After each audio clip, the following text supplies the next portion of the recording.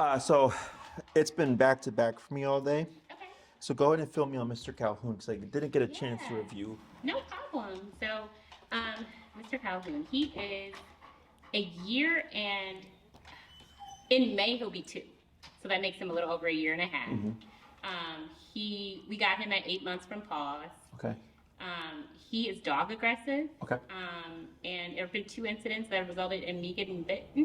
One, Yes. he got out, and the neighbor's 90-pound Doberman, when I was trying to separate the dogs, bit me, and I got 9 stitches. That was in October. And then just about 10 days ago, when I was walking him, he was trying to get at another big dog, and he bit through my parka. So it's way more minor than the other one. I didn't have to go to the doctor for it, but he definitely broke the skin. There's a scab on it. Okay. That's the first time he's ever bitten me and broke the skin. But and that was because, we were passing another dog, and I was trying to go the short way because it was 2 degrees, and he was shivering. So I usually would go around, but I went past, and he completely flipped out in my hands. He had the choke collar on and everything, and I wasn't effective in containing him, so I got bitten. Okay. He's been through Canine University's 2-week board and train. He's been through Call of the Wild twice, the Basic Obedience. I think we missed a couple classes, so we tried to repeat it. Like a group class? Yeah, the group class, and he's been through the Petco group class. Okay. Again, we missed a couple for that one too. He's been through a couple one-on-ones, like 1 through Canine University, and like a few through Call of the Wild. But I think, we still got a ways to go. Okay. Well, kudos to you and your diligence in trying to solve the issue. Thank you. Yeah. Who introduced the prong? I think daycare, honestly. So when we got him from Petco, he wasn't dog aggressive. We used to live in a high rise for about the first 4 months of ownership, and then we moved into a townhouse, so he'd have more room to run around. Can I take him off leash? Or? Oh, no, go ahead and pull him back to you. Got it. So when, and he was going to daycare, a big daycare, I'm forgetting the name of it. It'll come back to me, but, and we started seeing dog aggression after he was going through to that daycare for like 2 months. So we took him out of it, but the dog aggression has been there ever since. Okay. When did he start going to daycare? What age? He was about probably from 8 to 12 months. He was going to that same daycare in Logan Square. It'll come back to me what it's called, Doggy Works. Okay. He was going to Doggy Works for like 4 months, and it was like during our move, we had just got him. We hadn't figured out our schedules yet, and so for that 4 months, he was going pretty frequently, and the dog aggression started there. And we haven't been able to correct it because before, when we were in the high rise, like he would see dogs in the elevator and the dog run, and he would be excited but not aggressive. Okay. So the aggression, the dog run is tiny. We would never let him be in there with another dog because he's like, but like the growling, the pulling, those types of behaviors, he's always been excited around other dogs, but the aggression, it feeling more like aggression than excitement, that was definitely after about 4 months of daycare. I getcha. At what age would you feel like you saw the first outburst? Like 10 months. Okay. About 2 months into us having him. And then the prong collar? We got the prong collar because my fiance's sister has a Labradoodle, and she said it helped with pulling on walking. Yep. So that's why we got it. Canine University recommended we not use it. We used it anyway because we don't have any control on a harness. Like, we need to be able to pull him back when he lunges. Okay. Or at least we don't feel comfortable that he won't, be aggressive. So we started back walking him with a prong collar because I usually, we'll yank it as a quick correction if he's starting to lunge at a dog or stare at a dog and not paying attention to us. It fixes the pulling, but he still generally walks out front. We never mastered loose leash walking, so he typically still walks out front. He doesn't pull me most of the time, but he walks out front most of the time. Okay. So what I'm going to have you do here is go ahead and pull Calhoun towards you. Calhoun, come. Good boy. You're going to shorten your leash, and I'm going to have you rotate your prong so that your strap there is on the top of the neck. Okay. And I'm going to have you not talk to him. What you're going to do is you're going to pull up on your leash and then press down on his hindquarters. Like that. And every time he gets up, you're going to repeat that process, okay? It might get a little bit annoying, but you're not going to talk to him or anything like that, okay? So, in regards to the dog reactivity stuff, you said you were walking him on a harness before? Very briefly. I feel like he's been on the prong collar for like 8 months at this point. Okay. But we walked them on a harness for like the first 4 or 5 months of having them. Gotcha. Okay. So I'll explain up and then down in the butt what may have happened here. I don't think it was daycare. Okay. Because typically, if something is causing an issue when you remove your dog from that issue or the source, whatever, it tends to go away. I think really what happened is you got your dog later in his adolescence years. So there's 3 pivotal times in a dog's life where they have personality shifts: 6 months, 1 year, 2 years. Okay, so you got them at 8 months, and also when you walk them on the harness for those first 4 to 5 months. I'm not sure if you're aware, but harnesses create frustration, and they can eventually lead to reactivity and aggression. Okay, it's not a guarantee, but it's a very common thing that I see. Okay, so are you familiar with protection dogs? Loosely. Dogs trained to be aggressive on command, right? Yep. We use harnesses to make them aggressive.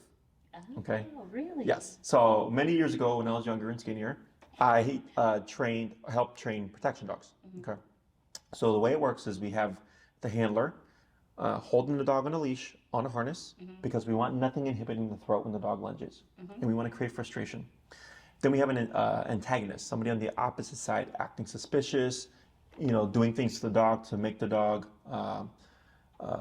suspicious or like growl, right? We want to start seeing this defensive behavior, and we pull back to create frustration because the dog's like, I want to get to this thing that's bothering me, right? And we keep doing that, and we even might praise, pet, right? Good, yeah, right? We want to incite that aggression. And then it comes to the point where the antagonizer might even run by, tempting the dog to want to release that frustration, right? As a dog bite. And then once we achieve the dog bite, we build upon it, okay? So most people, especially with puppies, they tend to walk their puppies in harnesses because they don't, puppies, one, tend to freak out with things around their neck.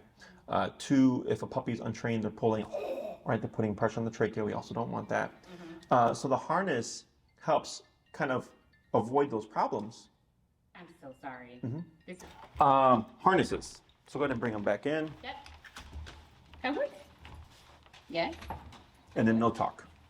Okay, bring them back in. There you go, very good. And I'll explain all this stuff too. So the harness, we're using it to create frustration and build that frustration to aggression, okay? So puppies, you'd be surprised how many times I hear people come and go like, my puppy was completely social as a puppy, but then over time started becoming increasingly more aggressive. And they come in on a harness. And I go, how long have you been walking that dog on a harness? Like, oh, pretty much the day we got them. So what happens is the puppy wants to say hi to everyone and everything. But the owner doesn't want the puppy to annoy the other person or the dog, so they pull the puppy back. Yep. So the puppy starts to associate what we call negative tension towards, dogs or people, because every time they see them, they feel this kind of tension you put against their chest. And eventually in time, that very friendly puppy becomes a frustrated puppy, becomes then an aggressive dog. Okay. It doesn't always happen that way, but it's fairly common, usually with power breeds. Pit bulls, Rottweilers, German Shepherds, things like that. Yeah, right? and you saw his makeup. I put it in so he's 29% Lab, 20% Staffordshire Terrier, 13% or 11 or 13% Pit Bull, 20% German Shepherd, 7% Calhoun. Okay, sure. So we got that bully breed in him. Yeah. Right? And if I look at him, yeah. Looking at him, I'd say he's some kind of pit mix. Yep. Right. So, so these dogs tend to be more inclined to lean towards the reactivity, aggressive, defensive behaviors with the harness. Okay. So when you're giving me all this information, I go, okay, you got the dog at 8 months, was on harness to 4 to 5 months that you had him initially. We have personality shifts at 6 months, a year, and then 2 years. So all that to me adds up. Where I go, yeah, I don't think it's the daycare. I just think, you did what most people did and put your dog in a harness. And then over time, as he was maturing and coming into his own, frustration was being built, and now it's created a problem. Does that make sense? I do understand, yeah. So, because I've had dogs that were attacked at a daycare and then didn't want to go back or whatever, and do completely fine at another daycare or do completely fine with the dogs at home, right? So the dog only had an issue at the place where the issue was. Does that make sense? So dogs, they don't tend to carry things with them really. Got it. and like a human would, you know, or we can be spiteful or we can have grudges. Dogs don't really do that. Okay. So that's how I would explain the reactivity coming about. Was more so the harness and the fact that he was just maturing. Think of 6 months as, if you're familiar with children, terrible twos brain, teenager body. 1 year is teenager brain, adult body. 2 years is adult dog. Got it. Okay, so as if we look at humans, right? Terrible twos, they're pressing boundaries and all that stuff. They're being kids, being toddlers. Then we, eventually kind of mellow out, and then you become a teenager, and then we get that rebellious phase, right? That's why I explain it that way to give people an understanding. Oh, okay, this is also where things like territorial behavior can crop up, where the dog. So reactivity can be frustration, where the dog wants to engage with the other dog, but they can't, so they bark out of frustration. But humans tend to look at barking as aggressive behavior, right? So when I see a puppy lunging and barking and I look at it, I'm like, you don't really mean it, you're just frustrated, right? And there's other cases where the dog is legitimately throwing out threat, like, I will hurt you if you get too close. And then there's dogs that do it because they're bluffing and they want to keep what they think is a danger or threat away, so they act aggressive, but they're really not, right? So reactivity doesn't always guarantee the dog is aggressive, okay? And sometimes if a dog is pulling towards another dog and they're barking as they're doing it and they're building that frustration, sometimes, and I've seen this happen with even friendly dogs, where once they get to the target, they'll bite the other dog because they're so frustrated and the frustration has to go somewhere, okay? And so then the owner gets freaked out because they're like, oh my God, I've never seen my dog bite another dog. I'm like, well, that to me is an aggression. That's the outlet of frustration, right? So once you understand dog behavior and you've seen all these kind of different occurrences and stuff, you start to realize like, oh, it's not all aggression, okay? So that's how it explained the reactivity coming about. It doesn't matter in terms of how we would go about addressing it. It's just so that you can have a little bit of peace of mind of like, okay, maybe that place wasn't so bad, okay? Okay. I like them. They liked him. Yeah. And you'd be surprised how many times dogs are reactive outside, but then inside the place, they're completely fine. It's because, especially when you get your dog or your puppy, and you take them to like friends' houses or friends' dogs or like a dog daycare, and there tends to be, and then let's say in the future there's a shift in behavior. All those things or places or people that the dog was exposed to prior to the behavioral change tend to be okay.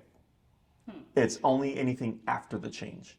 So very common, owners get their puppies. From 2 months to 4 months or 6 months, they'll meet, grandma, grandpa, brother, sister, friend, daycare. And then they flip at 6 months because there's a personality shift, okay? And then the owner will say, I don't get it. Everybody the dog met prior to the problem is like in the circle of trust, including daycare. But anybody else, forget about it. I go, right, because your dog... I totally see that. Yeah. Yeah. It's super common, and it doesn't mean always 6 months. There can always be changes in time, but usually the owners go like, yeah, after that time frame, you're right. Then the dog started being suspicious of all these other people, whereas prior to that, the dog was completely accepting of everybody, right? It's just them coming into the personality, and then maybe there's things that were behaviorally that were happening that we didn't see, and then it just obviously led to a bigger problem. Okay, so it's a lot more common than you would think. Okay. So, but regardless, doesn't matter in terms of addressing the reactivity. The answer is always the same. Okay, is all making sense? This is all making sense. Thank you. Cool. So, in regards to why I had you pull him in and not talk to him, part of your dog's problem so far is overstimulation. Okay, so we were talking the first few minutes. He was kind of all over the place, right? Not able to settle. And when you asked, can I give my dog the freedom and drop the leash? The reason why I said no is because that freedom is actually part of the problem. Oh. Okay. We've been told that before. We should toggle them at home and do stuff like that, and we didn't. Yeah, to a degree, and I'll explain. There's different theories of thought, and mine's a bit different than others. There's a lot of stuff I don't care about, and there's some stuff that I go, yeah, that's definitely important. Okay, I can usually gauge a dog's lifestyle by how the owner interacts with them when they meet me for the consultation.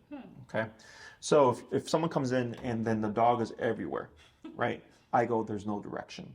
And because there's no direction, the dog gives itself directions. But the directions the dog is going to give itself don't necessarily benefit the human. Okay? So if we look at reactivity as, let's say he's going, I don't like that dog, stay away. If you're not establishing a leadership type role, he will. So then he makes the decisions and he decides who he wants to walk past them or who he does not want to walk past them. Does that make sense? That does make sense. So growing up, I was raised old school. I was spanked. But let's say there was something I didn't like, or a kid I didn't like, or whatever. My mom would say, "It doesn't matter. I don't need you to like them, but you're not going to behave like that with them. You're not going to be rude to them. You're going to be polite and all that stuff." So I have to keep myself in check, so to speak, right? Same thing for the dog.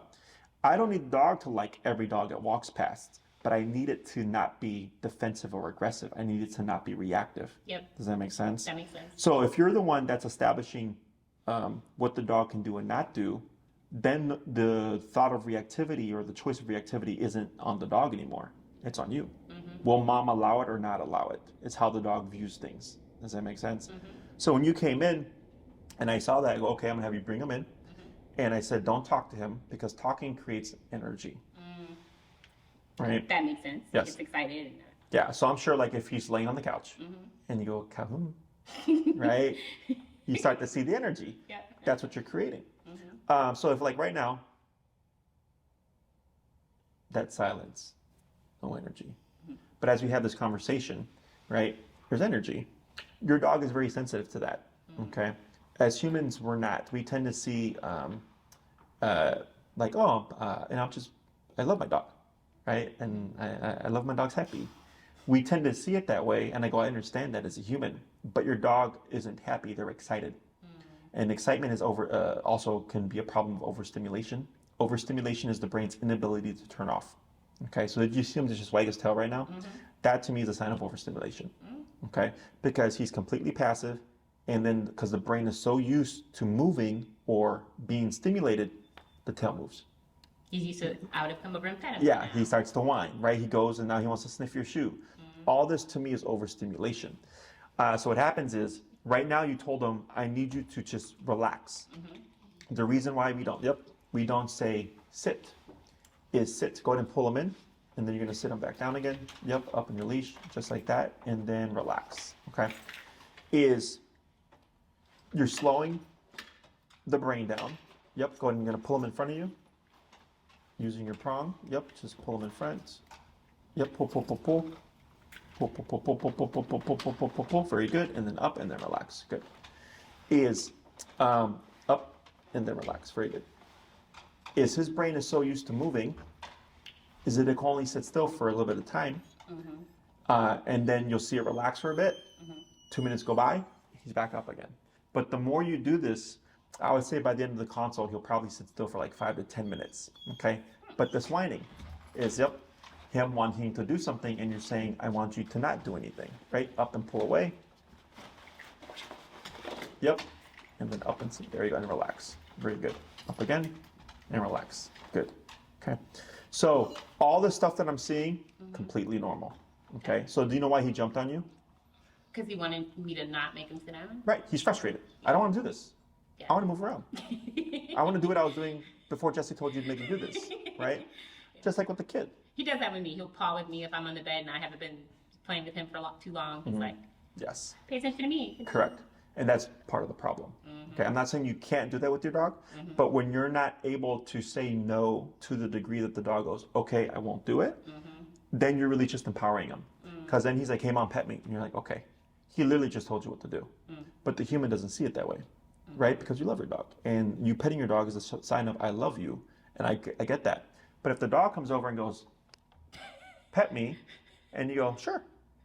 You've now just told him, you can tell me what to do. So if he can tell you what to do, you can't tell him what to do. Oh, that's not how authority works. Does that make sense? Yeah, that's the problem. So growing up, I said this once. I said, Mom, make me a sandwich.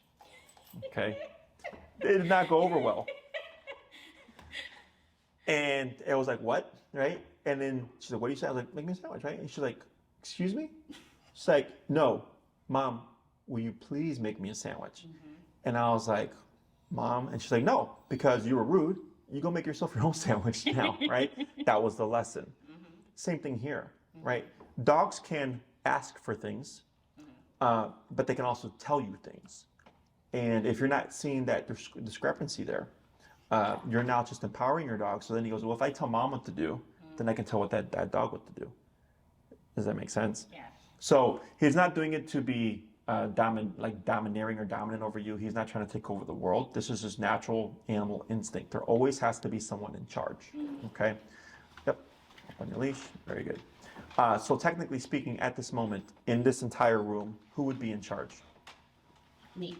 Why you? In the entire room? Because I'm the one who has to lead. Okay. What about me? Um, So in the entirety of this room, who's in charge? you. Yes. Okay. Because I have something you're looking for. Oh, absolutely. Right. I have just thought knowledge. you meant what he would think. But No. Yeah. And you're correct, right? He's thinking about you. Yep. But if you look at the bigger picture, it's technically me because I'm telling you what to do with him. That Correct. makes sense. All right. So, but now, let's say a firefighter came in and a fire broke out. Who would then be in charge? The fireman. Correct. Right? Because he knows what to do in that case of an emergency, right? Let's say I came to your place of work and I needed your services and we had a meeting. Who would then be in charge? Me. Correct. It's fluid. Dogs live in this world, okay? Humans have kind of forgotten this. There's always someone in charge, whether you know it or not, okay? So if we're on a bus, like a CTA bus, most people would think the bus driver is in charge. Right? If something happened on the bus, you would think the bus driver should step in. Right. But it's probably not that bus driver's job description to defend you from someone who's becoming irate.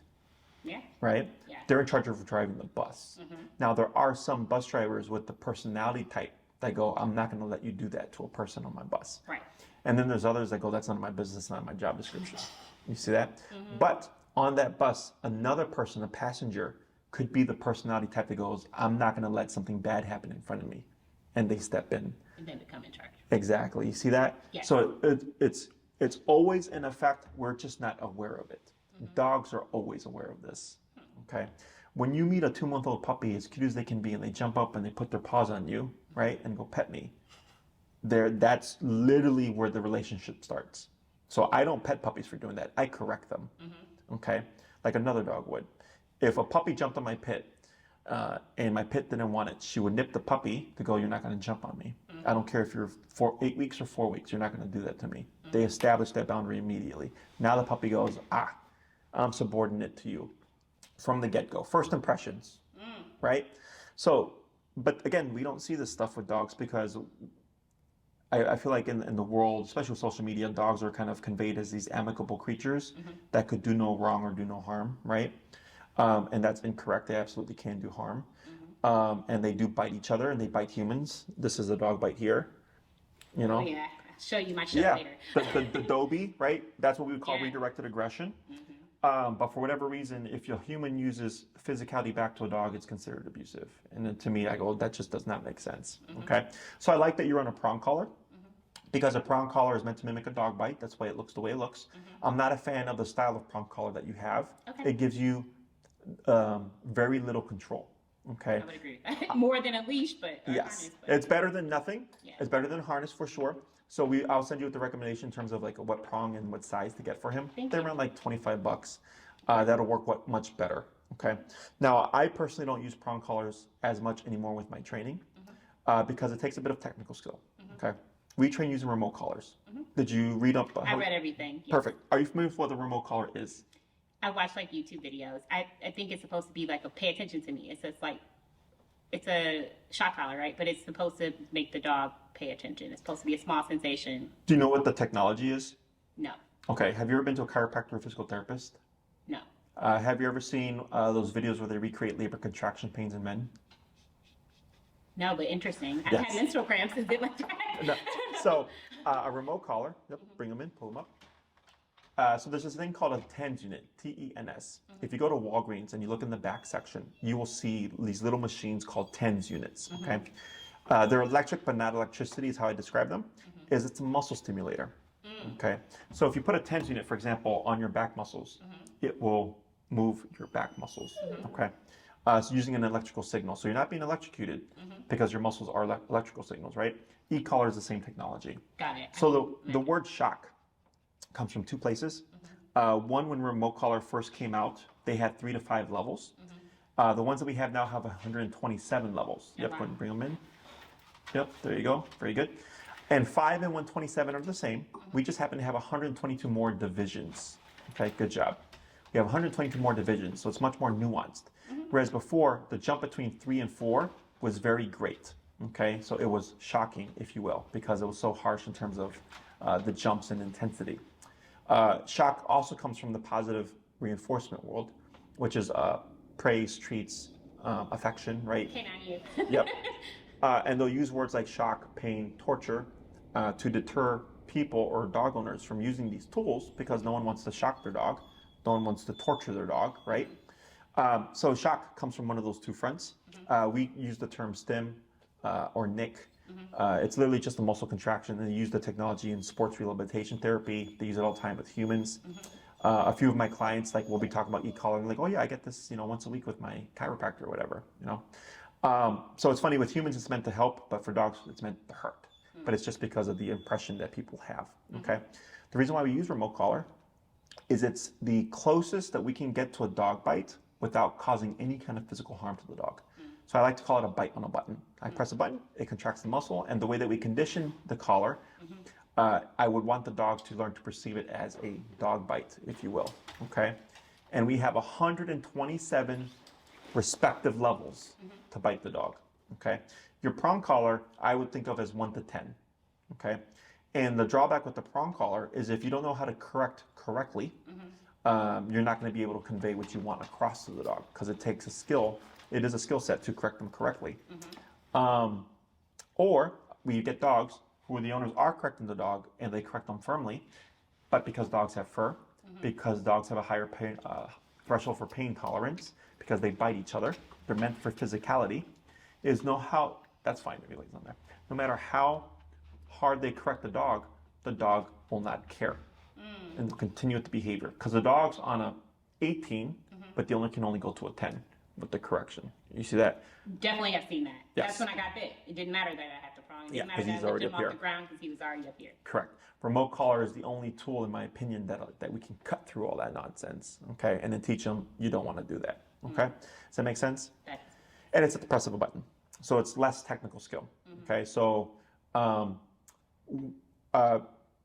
to COVID, I used to go home to home. So I would travel to you and I'd have the consult at your home, and I would do all the trainings at your home and all that stuff. But then when COVID happened, people didn't want me coming over. So I had to devise a way, like, how do I train dogs without going to people's homes? So we started training at Allis Park, which is the busiest park in Chicago. That was a big selling point for me. So the reason why we did that was social distancing at the time. We had distractions, and I could verbally coach the owner through everything, and I wouldn't even need to touch the dog. So they're learning everything real time. So sometimes on the first class, the dog becomes reactive. I help them through it real time. Because obedience and behavior are two separate things. Think of obedience as education. Sit, stay, come, math, English, science. Yep. Think of behavior as morality. Don't jump, don't bark, don't bite, don't lie, don't steal, don't cheat. You see that? So a person who can be very good at math may not be the nicest person, right? They could be a klepto or whatever, they steal stuff. Or if we have someone who's not the smartest person, but they're a very good person, they don't correlate. Same thing with dogs. I get dogs that can have 100 tricks and things that they can do, but they're assholes. Okay? They have reactivity and they're aggressive and all that stuff, right? Has nothing to do with one another, okay? So clients will ask, well, Jesse, how does the obedience training help my dog then? I go, it's not the obedience that's helping your dog. It's the discipline behind the obedience. It's the consequence for not performing the task. It's the consequence for getting out of line. That's what helps the dog. Does that make sense? Yep. So the first thing that we always teach when it comes to reactivity is heel. Leash pulling and leash reactivity are the two most common things that we deal with here as trainers. If you want to scoot your chair over, you're more than welcome to. It looks like he's just trying to get comfortable there. Yep. Leash pulling and leash reactivity, two most common things that we deal with. Heel fixes both those problems. Okay.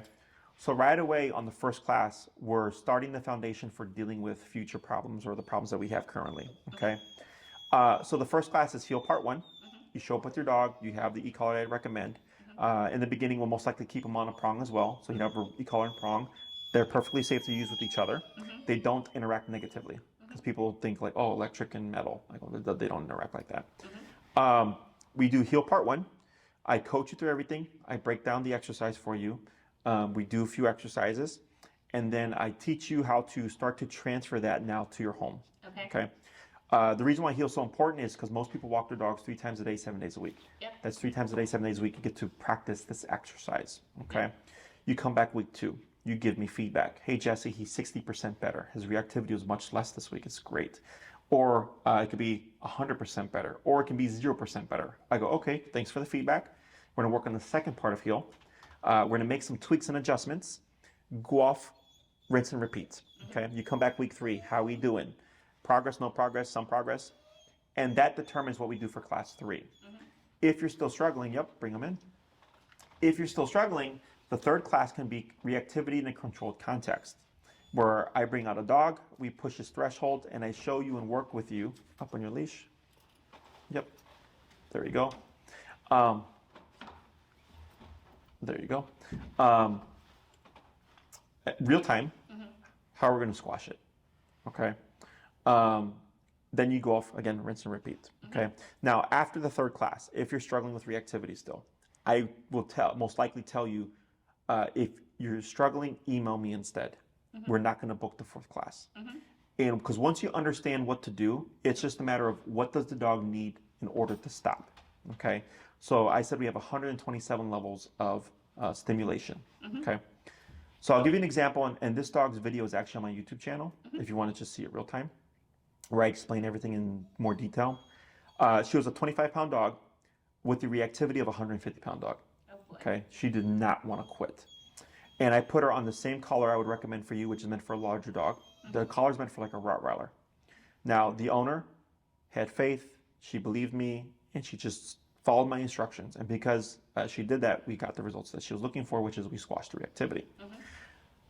There's different output levels for the e-collar, low, medium, and high, to make it simple. That dog technically would be on a low-powered collar. But I recognized the intensity of the reactivity on the consultation. I said, you're going to want the big collar. Okay. So I made that suggestion. She bought it. We started the training. The first class was terrible because the dog was so reactive. The dog could be 100 feet away. The dog would start blowing up. Okay. So the second class we actually had here. And then we had a third class back at Oz Park where we walked around the park and just focused on reactivity. And I told her the same thing. I said, I'm going to have you take the next couple of weeks to rinse and repeat. Let me know if you're having problems. Okay. We came back to class 4. 2 weeks later, reactivity was done. We ended up having to max out the collar to stop the reactivity. So the email in between 3 and 4 was exactly raise it up, raise it up, raise it up, right? And she just followed my instructions. And that's where people get stuck because logically you go, this dog is 25 pounds. This collar is meant for a Rottweiler. Am I going to screw up my dog? Yeah. Right? But again, she just had faith and she believed in me and we got it done. And then we finished the rest of the program. We off-leash trained her dog, and now she's taking time to practice her training stuff. And then in the spring, she will come back, and we will continue to advance her dog's obedience. Okay. And the dog's name is Georgia. And if you go to my YouTube channel, if you look up, it should be under severe reactivity. It's a more recent one. I loaded it up like in the past month or so. Okay. It's like a 45-minute video, and you just see how crazy this dog was. And you see the before and after, right? And then I explain the process. But that's really what holds people back. It's just their comfort with raising the number because there was vocalization. The dog sounded terrible sometimes. It would shriek, right? And I go, I know this sucks, but we tried everything all the way up until 127. And not till 127 did we actually stop the behavior. Because... Stubborn. Yes. Okay, very stubborn, very tolerant to the pressure of the collar. But everybody has a breaking point. It's just a matter of, is the owner willing to go there? Okay. And we didn't just jump there. Like you said, the classes between 3 and 4 were emailing back and forth where I was like, raise it again, raise it again, raise it again. Until finally we found the solution. And then the owner was like, after I hit that number, all of a sudden I started making progress. I go, that is your dog's number. Make sense? Yep. Not an extreme case. Most dogs are more straightforward, but I always like to give that example to people because I don't want to sell anybody on like, this is going to be easy. This is going to be straightforward. Sometimes it is, sometimes it's not. I suspect my fiance will have a harder time with that than me. But. Okay, sure. And that's very common, okay? But the reason why I do that is because you go, okay, Jesse said this is worst case scenario. So worst case scenario is I'm this case, right? So if I'm willing to accept this and do this, then if it's anything less, great, exactly, right? So I always like to paint things worse than what they'll probably be, because if the owner's not willing to accept that, then I really can't help them, because I can't predict how it's going to play out. Yep. You know, I've done this for 12 to 14 years, so I can usually call it when I see it, but I can be wrong from time to time. Yep. Okay, does that all make sense? That all makes sense. So what really dictates the length of time and everything of your program is how much do you want to achieve, and how well trained of a dog do you want? Okay, so we have 3, 6, 9, and 12-week programs. I suggest in-person training. I'm not sure if you're thinking about board and train or anything like that. I want to do one-on-one in person. Perfect. Okay, I don't suggest board and trains when it comes to behaviors, because I already know how to do this. You need to learn how to do this, Exactly. right? He's had many dogs. This is my first dog. Okay. Training is tied to the person who does the work. So the drawback to a board and train, just as FYI, is it's tied to the person who did all the work, me. I have set the foundation, but now I need to transfer that foundation over to you. So there has to be follow-ups there, okay? The biggest drawback to board and trains is most board and trains, you don't know what's going on, right? With ours, just as FYI, we record the first session of everything and I send it to the owner so they see the process and they understand the process. So when they pick up their dog, if they come across a problem, they're like, oh, I know what to do here because I saw Jesse do it, right? And they have some kind of baseline of what to do. With the in-person training, it's you from beginning to end. So you learn so much more. Plus the training is tied to you from the get-go because you're the one doing the work, okay? So a 3-week program is for someone who just wants to walk their dog in peace and not care, like not have to worry about reactivity, okay? Because it takes 2 classes for heal. That 3rd class is in case we're struggling with anything with reactivity. We have a 3rd class to address it. And then they can always email me if they have any questions. A 6-class program, so I'll think of it as 3 weeks is walk my dog, 6 weeks is walk my dog, call my dog, 9 weeks is walk my dog, call my dog, go to restaurants with my dog. 12 week is I want to do everything with my dog. I go hiking, they're going to be off leash, they go to my picnics, friends' houses, all that, blah, blah, blah. I want the best trained dog that there can be, okay? Most people fall within the 6 to 9, okay? If you did a 6-week program, it would be 2 classes on heal, 1 class on potentially on reactivity, depending on how that goes, a 4th class on recall. I think every dog should have good recall. Classes 5 and 6, you could look at as a variable. If for whatever reason, and I always try to address this prior to going to the next class, because again, once you understand how to do it, it's just what's it gonna be for the dog. But if you wanted to review reactivity again for whatever reason, you could do so, right? Or we can teach what we call stationary control, which is like, you know, you send your dog to a dog bed and they don't move for X amount of time. Oh, we need that. Okay, so that's what we call place command. The only reason why I don't say we can get it done always within a 6-week program is sometimes the behavior might be more complicated or difficult than we anticipated, so it takes a little bit longer. Or, you know, maybe like what you said with your fiance, maybe we have a class with the fiance because they're having a hard time just psychologically taking on these training methods, and I now need to work with them personally to acclimate them, right? So that's why I treat them more as variables, but I'm fairly confident that I can get leash walking done, reactivity done, and recall done within 6 classes, okay? With 9 classes, we can definitely cover stationary control. And typically, with the 9-week program, usually by class 7 or so, we have it down. We got the heal, we got the recall, we got the place, and we got the reactivity in check. Is I'll give the owner an option, and I'll say, we can advance what your dog knows to a higher level, meaning off-leash level, or we can teach your dog more things, like sit and down or stay, whatever. And I leave it up to the owner. If the owner wants to build their dog to an off-leash level, because we've only covered heel, place, and recall, we don't have a whole lot of stuff to work on. So we can build those simple skills to a higher level. Otherwise, if the owner wants to learn, because there's 6 commands, sit, stay, down, come, place, heel, what I call the family pet 6, that are meant to be functional. So if the owner's like, I'm fine with place, come, or recall, and, heal, we can just spend more time on those 3 things and advance them. Or the owner goes, no, I want more options. I want sitting down and stuff. Well, now we're going to spend time teaching new things that we can't build them to a higher level. I see. With 12 classes, we can do that with everything, okay? So typically with the longer program, once the owner's decided what they want to do, they'll start to space out the classes. So like the lady with Georgia that I was just talking about, I think we made it to class 9 or 10. Last time I saw her was the end of the fall season, and she's not going to come back till the spring season. So she's going to give her months to practice everything that she learned, because we covered all the commands. We covered moving all the commands towards off leash. Now it's practice and make mistakes and screw up, and then come back in the spring and go, this is where I'm at. Exactly. Okay. Yeah. So to get to a higher level like off leash, it's time and repetition. So if you're week by week, at the end of a 12-week program, you're not going to be there. You're going to need more time. You know, you'll be like, oh, Jesse, I didn't get to practice this week because it was raining all week. Yeah. You know, stuff like that happens. Or like life happens, work happens, emergencies happen, and then you don't train for a month. You know, that's all part of the process. So that's why I was telling my clients, at this point, take as much time as needed. Come back when you're ready for your next class. Does that make sense? That makes sense. Questions on any of that? With two people, because we've had a little bit of back and forth with, he'll like what this person said, I like what, because we've been through 3 different training styles at this point. So it's kind of like, and we don't always agree on what we're going to do going forward.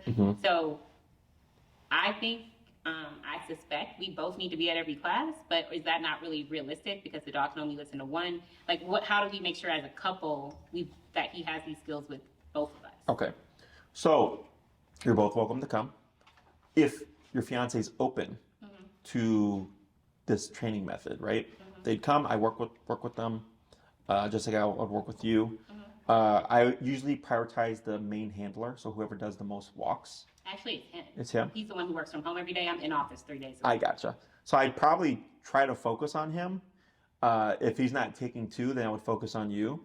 Now, let's say... If he's not what, sorry? Taking 2, like the methods. Like if he's just like, I'm not a fan of this. Yeah. Okay? Yeah, okay. Because I've seen this before. Did he switch? Yeah. Let's say he won't do it, but you will. You can do that. Your dog will behave with you. Your dog just may not behave with him. And he's more like, I've had a bunch of dogs, I've been bitten, and I'm like, I don't ever want to be bitten again. I have at this point 3 scars in less than a year. Sure. So. Yeah. So you can do that. Yeah. I've had it happen. You know, where the other person in the relationship is just like, I don't like this. And they go, that's fine, but I'm going to do it because I want to have peace of mind when I walk my dog. Yeah. You know? It won't impact, again, your training because the dog's going, well, you're doing everything, so I'm going to respect you and I'm going to listen to you. I'm going to behave when I'm with you, but not with him. Right? Even though he's with him more. Yeah, exactly. Right? So, but yeah, ideally if he's open to it, right, and wants to be a part of the training, 100%, so that everybody's on the same page. Okay? Now, go ahead and pull in. Yep. Let's say he misses a class. You know, we record everything and I send you the video links afterwards, so he can always review the video to see what he missed. Okay? See how he's snapping at you here? Do you know why that is? Because I'm insisting he do the same thing. He wants to move around. He's frustrated. Yeah. Because you're being more strict about not letting him do what he wants to do. If I'm not petting him, yep. The frustration has to go somewhere. So right now when he did that to you, that's not him becoming aggressive to you. That's him saying, who are you to tell me what to do? That's what that is. Okay, exactly. All this is him vocalizing his displeasure with your consistency of reinforcing the rules. Okay. Now, remote collar is a lot easier than this, just so you know. Okay, because it's a third party, so to speak. The dog cannot tie that it's you pressing the button, right? Whereas here, you're the one pulling him, you're the one bringing him in. You're physically, he sees you doing that, and that's why he goes, I know to target you. You see that? But yeah, so when it comes to the training, yes, ideally both people be there. The first 2 classes are super important. The third class, you know, if we have to address reactivity, would also be important. And then after that, it's kind of like they don't have to, but I always recommend with couples, both people be there. Okay. Otherwise, you can always refer to the training video afterwards. Okay. Other questions?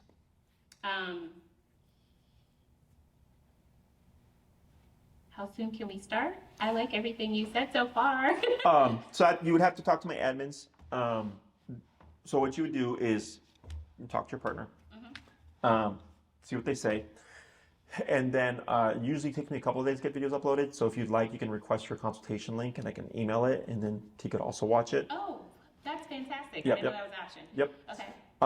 We use it for promotion, just so people can kind of hear me talk and like, oh, Jesse knows this shit, or I'm gonna take my hat off if I was on camera. no, you're fine.